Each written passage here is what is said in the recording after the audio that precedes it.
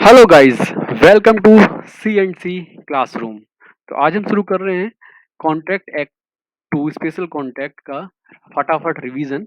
ये LLB second semester के exam के लिए। तो अगर आपको ये चैनल पसंद आ रहा है तो please like share and subscribe this channel. This is very important for the growth of the channel और इसमें अच्छे कंटेंट्स के लिए इसको सब्सक्राइब और लाइक करना बहुत ज़रूरी है। तो प्लीज़ डू इट। जब आप यहाँ तक देख ही रहे हैं तो इसको सब्सक्राइब करने में आपका कोई पैसे तो जा नहीं रहे हैं। It's a free of cost. So I will request you to please subscribe like and share this channel. तो अभी हम जल्दी से फटाफट शुरू करते हैं। Indian contract act 1872। तो एक्चुअली इंडियन कॉन्ट्रैक्ट एक्ट 1872 में टोटल 238 सेक्शंस हैं, जिसमें आपका सेक्शन 1 टू 75 जो आपका बेसिक प्रिंसिपल्स ऑफ कॉन्ट्रैक्ट बताता है। You have already studies this section in your first semester in contract act first. ठीक है। अभी जो सेकंड सेमेस्टर में है वो आपका स्पेशल कॉन्ट्रैक्ट से रिलेटेड है। तो आपके स्पेशल कॉन्ट्रैक्ट्स जो दिए गए हैं वो आपके हैं, ये तीन हैं जो मेन सेक्शन 124 से लेके 238 तक जिनके प्रोविजंस दिए हुए हैं इस एक्ट के अंदर। जिसमें आपका पहला है इंडेमनिटी और गारंटी, जो आपका सेक्शन 124 से 147 है। बेलमेंट एंड प्लीज आपका 148 से 181 में है। एजेंसी आपका 182 से 238 तक दिया हुआ है। तो ये आप अच्छे से याद रखिए, क्योंकि अगर कभी भी ऑब्जेक्टिव क्वेश्चन आता है और इनको मिक्सअप किया जाता है डिफरेंट डिफरेंट सेक्शन से, तो आप ऑड वन आउट निकाल सकते हैं कि भाई ये वाला सेक्शन अगर बेलमेंट पे लेट से कोई क्वेश्चन बेलमेंट के ऊपर आया बट उसमें कोई सेक्शन आंसर में मेंशन किया है 124 से 127 के बीच का, तो आप उसको निकाल सकते हैं कि भाई ये तो गलत आंसर होगा, क्योंकि इस इन सेक्शंस के बीच में आपका इंडेमनिटी और गारंटी आता है। ओके, तो ये एक हाई लेवल का जो डिमार्केशन है एक्ट के अंदर कि आपका इंडेमनिटी एंड गारंटी सेक्शन 124 से 147 है। बेलमेंट एंड प्लीज आपका 148 से 181 है। एजेंसी आपका 182 से 238 है। ठीक है, इसके अलावा ये स्पेशल कॉन्ट्रैक्ट्स हैं। पर जो आपने फर्स्ट सेमेस्टर में बेसिक प्रिंसिपल ऑफ कॉन्ट्रैक्ट्स पढ़े हैं, तो these principles are also applicable and these are above and over and above over these basic principles. ठीक है, तो आपका जो बेसिक प्रिंसिपल कॉन्ट्रैक्ट्स थे वो इन तीनों ही स्पेशल कॉन्ट्रैक्ट्स पे अप्लाई होते हैं। ठीक है। अभी आप में दिमाग में क्वेश्चन आएगा कि भाई ये 76 से लेके आपका 123 ये वाले सेक्शंस में क्या है? तो इन सेक्शंस में आपका सेल्स ऑफ गुड एक्ट और गुड्स एक्ट और आपका पार्टनरशिप एक्ट हुआ करता था, जिसे 1930 में आपका सेल्स ऑफ गुड्स एक्ट करके एक नया एक्ट बनाया गया। ठीक है, दूसरा आपका है पार्टनरशिप एक्ट, जिसको भी इसी कॉन्ट्रैक्ट एक्ट से निकाल के 1932 में एक नया एक्ट बनाया गया। तो आप देखेंगे आपका सेकंड सेमेस्टर के सिलेबस में स्पेशल कॉन्ट्रैक्ट्स के अलावा ये दो और एक्ट आपको पढ़ने हैं, sales of good act 1930 and partnership act 1932। ठीक है, तो अभी मैंने यहाँ पर कुछ इंपॉर्टेंट सेक्शंस लिस्ट डाउन किए हैं जो आपको जरूर ही याद होने चाहिए। ठीक है, आपके क्वेश्चन पेपर में सिंपल बियर एक्ट के टैक्स पे क्वेश्चन आ सकते हैं जो ऑब्जेक्टिव पेपर होता है। तो if you are capable to remember all these sections from 124 to 238, then आपका मतलब फिर तो कुछ जवाब ही नहीं है, then you are very good। ठीक है, बट अगर आप ऐसा नहीं कर पा रहे हैं तो इसके लिए आप ये जो कुछ मैंने यहाँ पर इम्पोर्टेंट सेक्शंस मेंशन किए हुए हैं कि आपका इंडेमनिटी है। इंडेमनिटी आपका किस में डिफाइंड है? सेक्शन 124 में। अभी आपको मैं आशा करता हूँ कि इंडेमनिटी क्या होता है ये पता होगा। ठीक है, राइट्स ऑफ इंडेमनिटी होल्डर वो सेक्शन 125 में डिफाइंड है। 126 में आपका गारंटी श्योरिटी डेटर क्रेडिटर इनको एक्सप्लेन किया गया है। कंसिडरेशन फॉर गारंटी ये आपका 127 में दिया है। श्योरिटी की लाइबिलिटी के बारे में आपका 128 में बताया है। एक ये क्वेश्चन काफ़ी आ जाता है, कंटिन्यूइंग गारंटी क्या होता है या किस सेक्शन में कंटिन्यूइंग गारंटी दिया गया है? तो 129 है। रिवोकेशन ऑफ कंटिन्यूइंग गारंटी कब हो सकता है? ये आपका सेक्शन 130 में एक्सप्लेन किया गया है। 142 में आपका guarantee obtained by miss interpretation is invalid. Like आपने फैक्ट्स को छिपाया है और कुछ फैक्ट उनको छिपाने के बाद आपने कोई गारंटी ली है, तो बाद में अगर वो आपके फैक्ट मिस इंटरप्रिटेशन निकलता है तो आपका जो गारंटी है वो इनवैलिड हो जाएगी। ठीक है, गार जो आपका कॉन्ट्रैक्ट है वो इनवैलिड हो जाएगा। Guarantee obtained by the concealment invalid means आपने कुछ छिपा के कुछ गारंटी ली है, तो उसके बारे में 143 में बोला गया है, guarantee on contract that creditors shall not act on it until cosurety joins. ठीक है, तो अभी कई बार ऐसी आपके गारंटी होती है जिसमें आपका जो क्रेडिटर है वो ये बोलता है कि भाई मैं किसी एक का नहीं, मुझे एक को सिक्योरिटी और चाहिए। तो जब वो दोनों ही आ जाएंगे तभी फिर आपका जो गारंटी का कॉन्ट्रैक्ट बनेगा वो उसके बाद ही बनेगा। तो ये आपका 144 में दिया हुआ है। ठीक है, तो मैंने थोड़ा हाई लेवल पे I try to explain this indemnity and guarantee.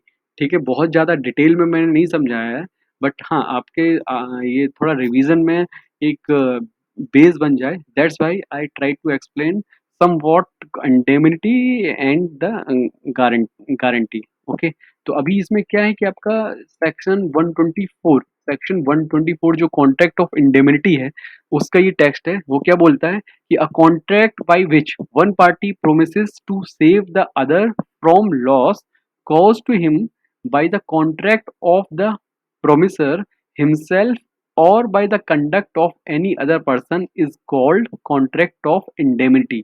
ठीक है, तो इसमें अभी आप देख रहे होंगे कि कॉन्ट्रैक्ट ऑफ इंडेमिनिटी में मेन चीज क्या है कि एक भाई एक तो चीज ये है कि एक कॉन्ट्रैक्ट है। फिर इसमें क्या है कि एक पार्टी वन पार्टी है वो दूसरी पार्टी से प्रोमिस कर रही है, जो ये प्रोमिसर है। ठीक है, कॉन्ट्रैक्ट ऑफ प्रोमिसर हिमसेल्फ, कि अगर उसको कोई लॉस हो रहा है, ठीक है, कि प्रोमिसर के वजह से जो जो उसके साथ प्रोमिस कर रहा है उसकी वजह से या किसी और व्यक्ति की वजह से अगर उसको कोई लॉस हो रहा है जिस कोई प्रोमिस किया जा रहा है, तो उसकी वो भरपाई करेगा, save the other from the loss cost.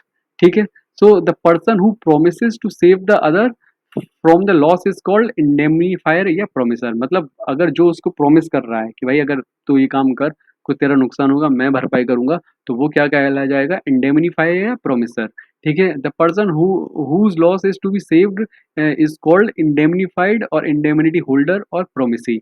और जिसके लॉस को भरपाई की जाएगी उसको इंडेमनिटी फाइड या इंडेमनिटी होल्डर बोलते हैं या प्रोमिसी भी बोलते हैं। ठीक है, अभी आपकी ये कुछ एक्चुअल चीज़ें हैं, इसका जो कॉन्ट्रैक्ट ऑफ इंडेमनिटी की मेन चीज़ें क्या हैं कि आपका एक तो लॉस इज एसेंशियल होना चाहिए। ये आपका एक्सप्रेस भी हो सकता है कॉन्ट्रैक्ट, या मतलब ओरल हो सकता है या रिटन भी हो सकता है, या और एक्सप्रेस के मतलब या इम्प्लाइड भी हो सकता है। ठीक है, अभी इसको मैंने थोड़ा सा डायग्राम में समझाने की कोशिश की है कि लेट से एक व्यक्ति ए है, a person is A, another person is B. अभी ए बी को बोलता है कि जाके सी पे कोई सूट कर दो। ठीक है, बी बोलता है कि यार मैंने सूट किया और मुझे लॉस हो गया, फिर तो उस पे फिर वो क्या होगा, तो ए बोलता है कि भाई अगर तेरे को कोई भी लॉस होगा उस पे सूट करने पे तो मैं इसको कंपनसेट करूंगा। ठीक है, तो यहाँ पर आप देख रहे हो तो क्या हो गया, ए आपका इंडेमनीफायर या प्रोमिसर हो गया। क्या कौन था वो व्यक्ति, the person who promisee to save the other person from loss is called indemnifier या प्रोमिसर। ठीक है, जो आपका बी है वो क्या है, इंडेमनीफायर या indemnity holder. The person whose loss is to be saved is called indemnified और इंडेमनिटी होल्डर। ठीक है, और इसमें आपका जो सेक्शन 125 में राइट्स ऑफ इंडेमनिटी होल्डर दिए गए हैं कि इंडेमनिटी होल्डर है वो आपका प्रोमिसर या इंडेमनीफायर से क्या उसके क्या अधिकार हैं उसके अगेंस्ट। तो उसमें ये 3 अधिकारों के बारे में दिया गया है कि आपका डैमेजेस वो अगर कोई भी उससे जैसे अगर ये कोई इस पे सूट करता है बी सी पे और उसको कुछ डैमेज हो जाता है तो ये इन डैमेजेस की भरपाई ए से ले सकता है। अगर सूट करने में इसको कुछ कॉस्ट वगैरह बेयर करनी पड़ रही है, कुछ भी इसका खर्चा हो रहा है, लीगल फीस जा रही है, तो ये उसको भी ए से मांग सकता है। और अगर लेट्स से बी और सी किसी नेगोशिएशंस के बाद किसी कंप्रोमाइज पे पहुंच जाते हैं तो उसमें बी को कुछ मनी सी को देना पड़ रहा है, तो ऑल सम्स ये सम्स भी इसमें कवर होंगे। ठीक है, अभी आपकी कुछ एग्जांपल है कि जैसे fire insurance is a contract of indemnity है। ठीक है, आपका घर घर में आग लगना है तो उसका आप इंश्योरेंस करा सकते हो, उसकी वैल्यू हो जाती है। बट लाइफ इंश्योरेंस है वो आपका कॉन्ट्रैक्ट ऑफ इंडेमिटी में नहीं आता है। ठीक है, क्योंकि लाइफ की कोई एज सच आप वैल्यू नहीं कर सकते हो, इसलिए ये एक काफ़ी क्वेश्चन आ जाता है कि भाई ये life insurance is example of contract of indemnity और नॉट। तो इसको आपको इस एग्जांपल को याद रखना है। ठीक है, दूसरी चीज़ फिर गारंटी को समझाने की यहाँ पर कोशिश की है कि कॉन्ट्रैक्ट ऑफ गारंटी क्या है? A contract of guarantee is contract to perform the promise और discharge the liability of a third person in case of his default. ठीक है, अभी इसमें क्या है, लेट्स से ये सी है, एक पर्सन बी है, सी को चाहिए भाई बी से कि 10,000 रुपये चाहिए, भाई मुझे 10,000 रुपये दे दो। बी बोलता है और सी ये भी बोलता है कि ये 10,000 रुपये मैं तुमको वापस कर दूंगा टाइम से, बट बी बोलता है कि अगर इन केस तुमने पैसे मेरे वापस नहीं कर पाए फिर क्या होगा? तो फिर ए आता है, वो कहता है कि ठीक है, अगर सी पैसे नहीं देगा तो मैं गारंटी देता हूँ, मैं तुमको डिफॉल्ट कर जाता है तो मैं तुम्हें 10,000 रुपये दूंगा। ठीक है, तो यहाँ पर आपका क्या हो गया? ए सियोरिटी हो गया। The person who gives the guarantee is called the surety. जो सी पैसे सी के पैसों का जो भरपाई करेगा, अगर सी नहीं देता है तो ऐसा जो बंदा है उसको हम सियोरिटी बोलते हैं। ठीक है, दूसरा आपका आ गया प्रिंसिपल डेटर, जो एक्चुअल में the person whose default the guarantee is given, कि अगर ये डिफॉल्ट कर नहीं पहले तो नहीं करेगा और अगर करता है तो मैं दूंगा, तो जिसके लिए दिया गया है तो उसको बोलते हैं प्रिंसिपल डेटर या डेटर, सिर्फ डेटर भी बोल दिया जाता है। और the person whom the guarantee is given, जिसको गारंटी दी गई है, जो ए है वो बी को दे रहा है, तो बी जो है वो है आपका क्रेडिटर। ठीक है, अभी आप इसमें देखेंगे कि इस तरीके के जो कॉन्ट्रैक्ट ऑफ गारंटी है ना, इसमें आपके तीन कॉन्ट्रैक्ट होते हैं। कौन कौन से होते हैं? एक तो जो बी और सी के बीच में आपका प्रिंसिपल कॉन्ट्रैक्ट है, जो सी बी से पैसे ले रहा है और वो उसको बोल रहा है कि ठीक है मैं पैसे वापस करूंगा, तो ये तो आपका प्रिंसिपल कॉन्ट्रैक्ट हो गया। वहीं दूसरा कॉन्ट्रैक्ट ए और बी के बीच में हो गया। ए और बी के बीच में क्या कॉन्ट्रैक्ट है कि उसका उसको बोलते हैं सेकेंडरी कॉन्ट्रैक्ट। और एक इम्प्लाइड कॉन्ट्रैक्ट है आपका ए और सी के बीच में, कि ए जो पैसे बी को दे रहा है तो वो उसकी भी भरपाई सी करेगा, सी ए को पैसे देगा। एक एक तरीके से ए और सी के बीच में कॉन्ट्रैक्ट ऑफ इंडेमनिटी है, जहां पर ये आपका जो ए है वो आपका इंडेमनिटी होल्डर है और सी आपका इंडेमनीफायर है। वो ये बोल रहा है कि हाँ भाई तू दे दे पैसे, बाकी मैं तेरे को ही पैसे वापस कर दूंगा। ठीक है, तो इस तरीके से जो कॉन्ट्रैक्ट ऑफ गारंटी में आपके तीन कॉन्ट्रैक्ट इनबिल्ट होते हैं। इसके अलावा जो मेन और चीज़ें क्या है इसकी एसेंशियल है, एक ये आप पढ़ लेना कि कॉन्ट्रैक्ट ऑफ गारंटी के क्या एसेंशियल्स है। एक तो इसमें डेट होना चाहिए और एक कंसिडरेशन होना चाहिए। जैसे हमने पहले उसमें भी पढ़ा है आपका कॉन्ट्रैक्ट ऑफ इंडेमनिटी में, उसके एसेंशियल्स क्या है कि वहाँ लॉस होना चाहिए। ठीक है, तो ये आपका मेन इसमें मैं पॉइंट डिस्क्राइब करें हैं।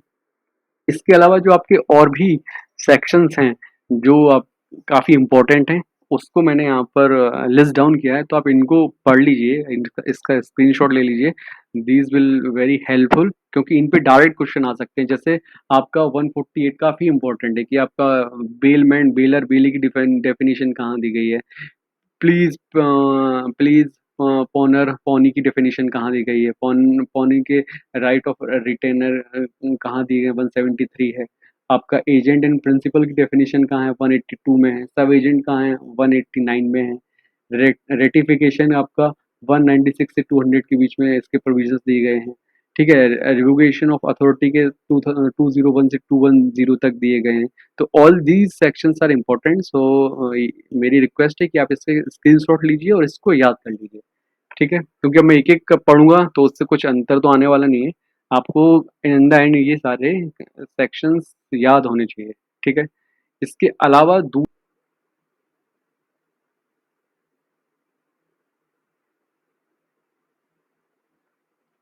देखिए, definition of sale of good 1930 और डेफिनेशन ऑफ पार्टनरशिप एक्ट में कुछ डेफिनेशंस दी गई हैं। तो हाई लेवल पे ये सारी डेफिनेशंस भी इंपॉर्टेंट हैं, तो आपको ये डेफिनेशंस भी याद कर रखनी है। इस पे आपका डायरेक्ट क्वेश्चन आ सकता है, यही आ सकता है कि भाई definitions of sale of goods act 1930 में गुड्स की डेफिनेशन किस सेक्शन में दी गई है, तो जिसका आंसर होगा आपका 2 का 7। सिमिलरली आपका बायर की डेफिनेशन कहाँ गई है 2 का 1। डिलीवरी का की डेफिनेशन किसमें है 2 की 2 में। फॉल्ट 2 का 5 है। फ्यूचर गुड्स 2 का 6 है। ठीक है, तो ये सारी डेफिनेशंस आपको याद होनी चाहिए। एक बार इन सब सारी डेफिनेशंस को आप देख लेना, जिसमें आपका जो इम्पोर्टेंट है सेलर है, क्वालिटी ऑफ गुड्स है, प्राइस काफ़ी इंपॉर्टेंट है 2 का 10 में। गुड्स है, इंसॉल्वेंट है, मर्केंटाइल एजेंट है, ये काफ़ी इंपॉर्टेंट है। सिमिलरली जो पार्टनरशिप एक्ट 1932 है, इसमें भी आपका डेफिनेशन दी गई है कि फर्म एक्ट ऑफ फर्म 2 ए में है, बिजनेस 2 का बी, 2C में प्रिस्क्राइब्ड है। और सेक्शन 4 में आपका partnership, partner, firm and firm name, इनकी डेफिनेशन दी गई है। ठीक है? तो ये एक हाई लेवल का मैंने ओवरव्यू दिया है। अभी नेक्स्ट वीडियो में हम सीधे क्वेश्चन पेपर पे आएँगे जिसमें मैं आपको क्वेश्चन और आंसर दूँगा क्योंकि एक फटाफट रिवीजन है। So we need to conclude this